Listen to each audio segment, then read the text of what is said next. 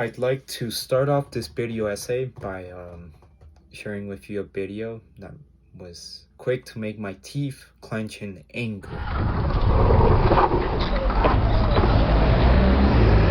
What the fuck? I didn't do nothing! I didn't do nothing! I didn't do nothing! I wasn't even there! I wasn't even there! I know you didn't. I didn't do nothing! No, you didn't do anything. Why? This Why'd bike's you hit illegal, me? by the way. I know, but why'd you This hit bike's me? illegal, isn't it? You ran in Yes. front of my car, I'm sorry. No.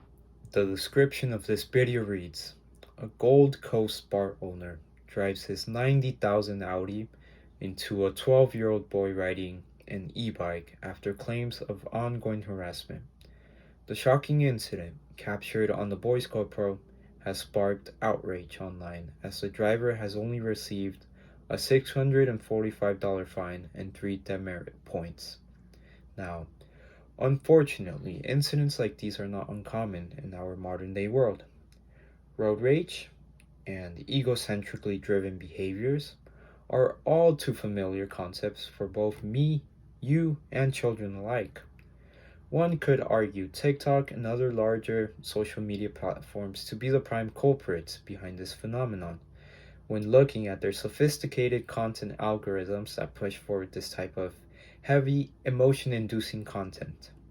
However, the purpose of this video essay is not to point fingers at Elon Musk or at Mark Zuckerberg, and instead to identify a more obscure culprit, something that makes even Mark Zuckerberg appear humane by pale comparison: capitalism.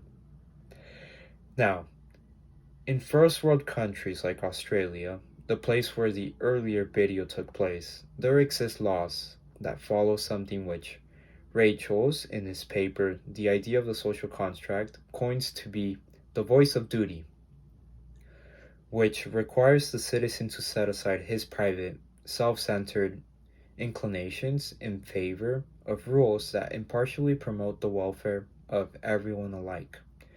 These laws, derived from constitutions heavily influenced by philosophers like Thomas Hobbes, serve the ultimate purpose of ensuring the progression and development of societies and individual benefactors who pertain to them alike.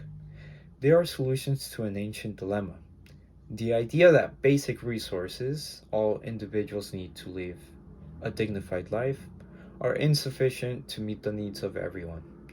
I say ancient because I firmly believe that in our modern day world, we do have enough resources to meet the basic needs of all who inhabit our earth.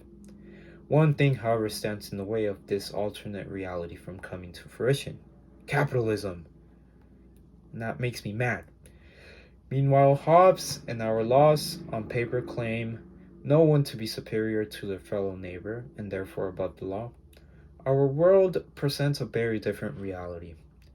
Capitalism introduces the confounding variable of money into the picture.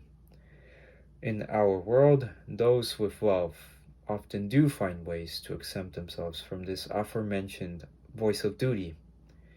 Rules which on paper can bring both good and harm to all alike pertaining to a society, indifferent to their race, gender, and socioeconomic status, ultimately only bring good and fail to deliver harm to those with enough moolah, argent, dinero in their pockets. Capitalism facilitates and encourages this.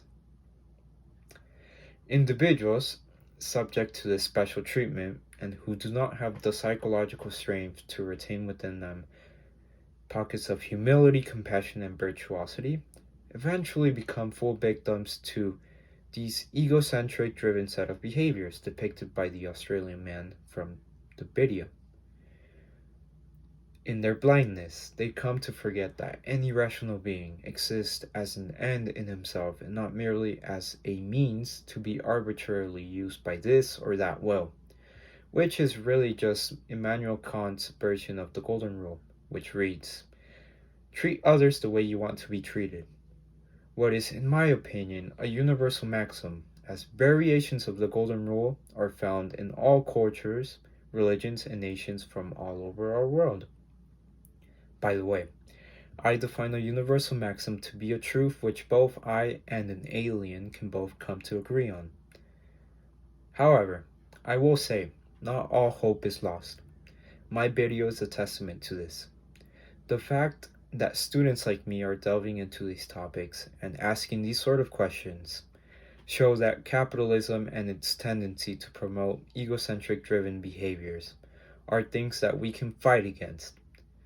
As the future professionals of the world and individuals who will most certainly make good money, it is our job to break this cycle of falling victims to capitalism and instead, out of respect for ourselves and our fellow human beings, to act in accordance with the practical law solely because it is intrinsically good in itself.